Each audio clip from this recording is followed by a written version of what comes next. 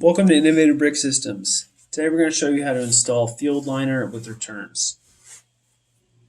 The corner piece of the field liner that you'll use at the edge of your form, you'll need to cut the joints off of.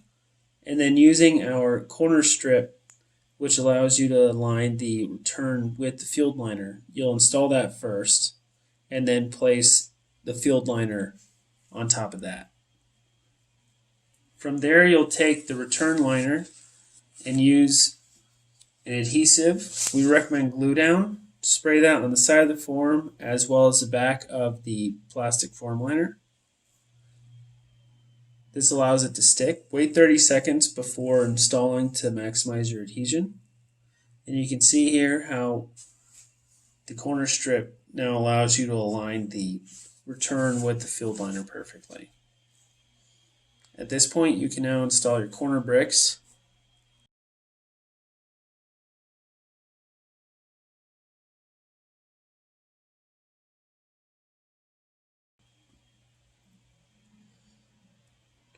We also recommend that using the glue down for your half bricks, spray that on the face of the brick, wait 30 seconds again, and then that will help that stay in place on the return.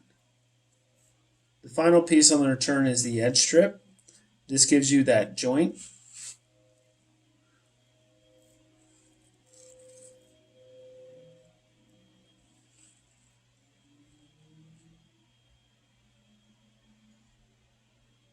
After installing the edge strip, place the brick into the form liner. We recommend that you do not lay out every piece of plastic prior to laying the brick down. We recommend that you lay the brick down first in each liner, then lay a liner down, and then put more brick in it. This allows you to stay on course.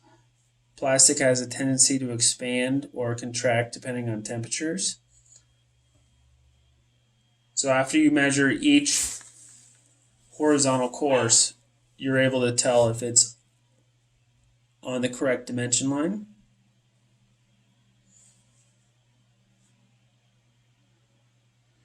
We also use our 920 edge strip to separate brick coursing from concrete, sandblast, anything you have on the other side.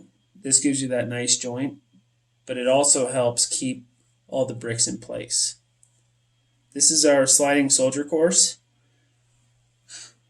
This tool is useful because you don't need to order a different type of tool to adjust it. It just allows you to slide the soldier course or the running bond depending on what the coursing that the architect expects.